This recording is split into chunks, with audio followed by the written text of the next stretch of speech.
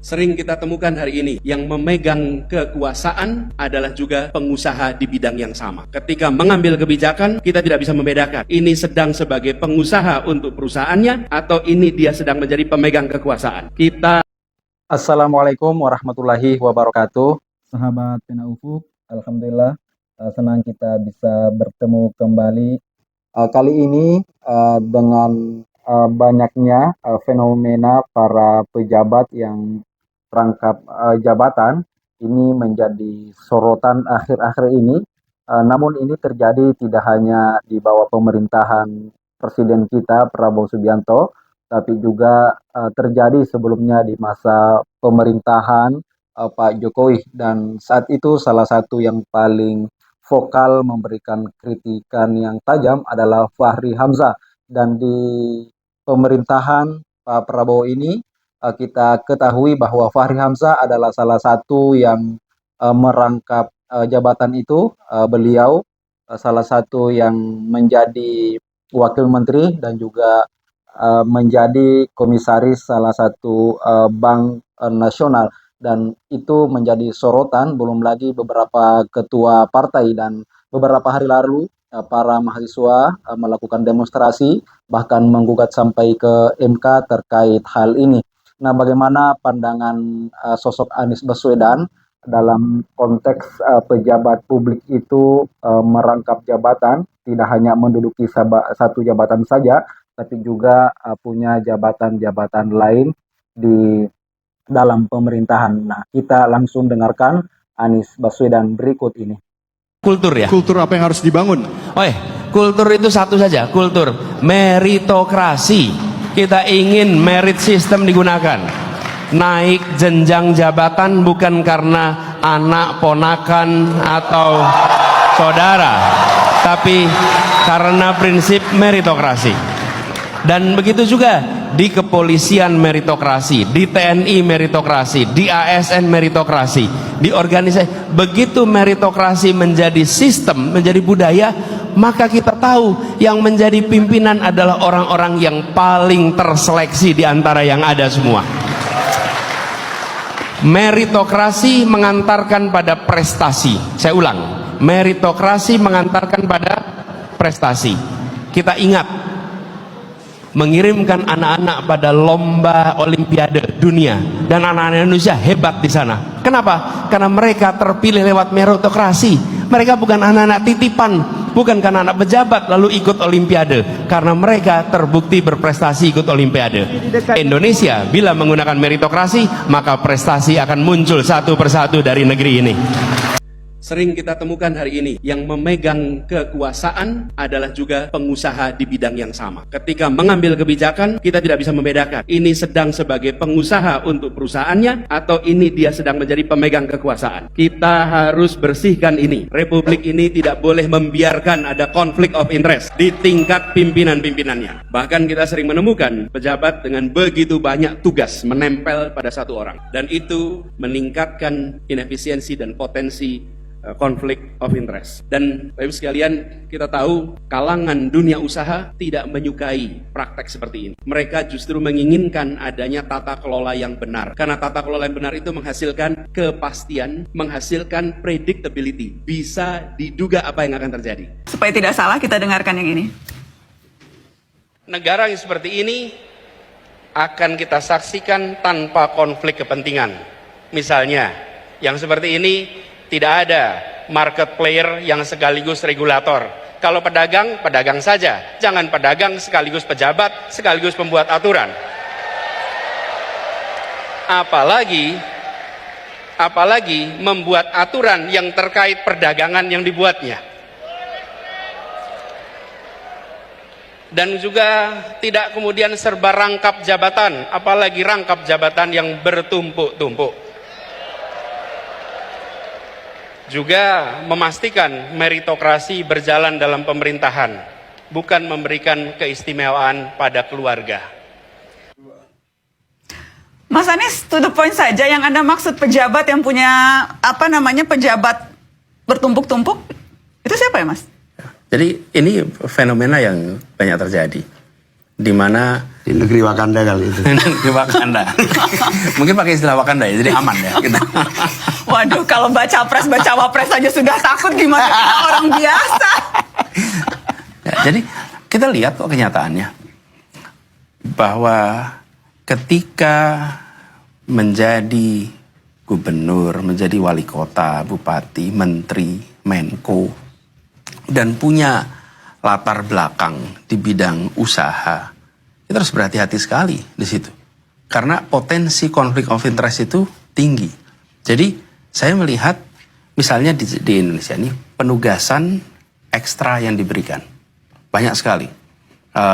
Menko itu, Menko Kemaritiman misalnya, itu lebih dari 15 mungkin tugas tambahan yang masuk ke, atau bukan tugas tambahan, itu tugas tugas yang diberikan di luar bagian dari Menko-nya. Dan ini sebenarnya bisa mengganggu tertib governance yang ada. Oke. Karena itulah kenapa saya sampaikan bahwa ke depan Indonesia ini punya stok banyak orang-orang yang baik, orang-orang yang hebat, yang bila diberi tugas itu bisa dijalankan. Jangan ditaruh di dalam satu saja, bukan bicara orangnya. Orangnya mungkin bicara mampu atau tidak bisa jadi mampu. Tetapi ini soal ketertiban organisasi dan menghindari konflik of interest. Bagaimana di satu sisi punya usaha, di sisi lain membuat regulasi yang terkait sektor yang di situ sektor bidang usahanya. Saya mau memastikan, jadi yang Anda refer ini dalam percakapan tadi adalah Menko Kemaritiman Pak Luhut. Yang terkait jabatan banyak iya, tapi yang terkait konflik of interest itu udah banyak. Karena kita tahu dan salah satunya apakah Pak Luhut? Banyak sekali ya orang-orang yang memiliki usaha yang di waktu yang sama memegang kewenangan dan kemudian membuat regulasi di bidang yang jadi usahanya. Dan disinilah letak potensi konflik of interest. Nah, kita bisa lihat di dalam kebijakan-kebijakan. Ada satu kebijakan yang Anda mau spesifik soroti? Cukup itu aja dulu. Yang baru-baru ini misalnya? Misalnya begini, ketika kita di DKI Jakarta, Jabodetabek, kualitas udara sedang buruk, maka sebenarnya banyak yang bisa mendapatkan tugas. Ternyata dapat tugas juga sama juga. Jadi menurut saya ini perlu ada prinsip meritokrasi. Kenapa saya sebut di situ prinsip meritokrasi? Karena di Republik ini tuh banyak orang, harus ada talent pool yang dipegang negara sehingga tugas apapun ada orang yang bisa ditugaskan di situ. Saya beri ilustrasi ya, negara yang melakukan ini namanya Brazil untuk urusan sepak bola. Brazil itu tidak pernah kalah masuk final Piala Dunia. Itu satu-satunya negara yang selalu ikut final Piala Dunia sepak bola. Pertanyaannya kok bisa? Karena untuk urusan sepak bola di Brazil pakai meritokrasi.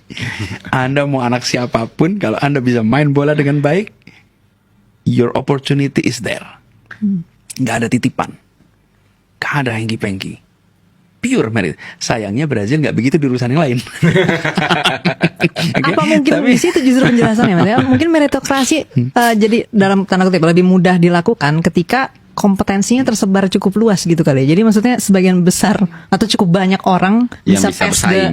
bisa pass the enggak, threshold. ya, Sedangkan kalau sekarang udah di isu lain mungkin terlalu sekarang sedikit yang udah kompeten. organisasi BUMN misalnya. Iya. Nah, tinggal panggil Banyak sebetulnya yang sudah kompeten. konsultan assessment human capital bisa melakukan assessment. Maksudnya orang-orang yang ada di dalam kulturnya mungkin merasa agak reluctant untuk mengadopsi meritokrasi karena merasa terlalu sedikit yang akan bisa bersaing Enggak gitu sih, kan dengan kalau merit begitu system. kan di antara yang ada. Iya. Kan bukan dibandingkan ideal. Oh. Iya kan kalau ada 100 orang dari 100 Harusnya itu nggak ini siapa ya. yang promoted menjadi 20 pimpinannya, ada 20 kan diambil yang 100.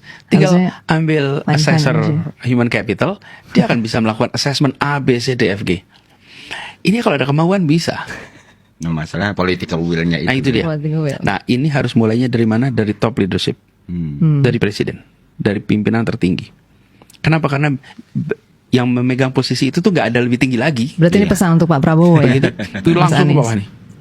Dan begitu pakai sistem meritokrasi, semua orang pertamanya akan tidak nyaman, pasti. Gak enak ya, soalnya kok atasan Karena gini gitu. asalnya dengan koneksi dapat kesempatan. Tapi saya bilang tadi, tidak ada ya yang disebut hanya meritokrasi saja. Ya. Tapi untuk sampai kepada Layer opsi tertentu. itu meritokrasi. Sesudah opsi dipilih salah satu, ya pasti. Ada faktor Jadi misalnya lain. presiden, saya pilih meritokrasi, terus yang dua separtai atau yang dua ikut mendukung ketika kampanye, ya pasti mereka mendapatkan kesempatan. Tapi masuknya di situ itu semua berdasarkan meritokrasi. Itu kuncinya. Jadi dalam mengambil keputusan, kita akan punya, kalau saya boleh sederhanakan nih, ada kuadran, 4 kuadran nih. Garis vertikal dan garis horizontal. Jadi 4 kuadran. Ini yang vertikal, yang atas itu benar, salah. Ini value. Oke? Kemudian yang horizontal itu baik, buruk. Ini konsekuensi. Oke?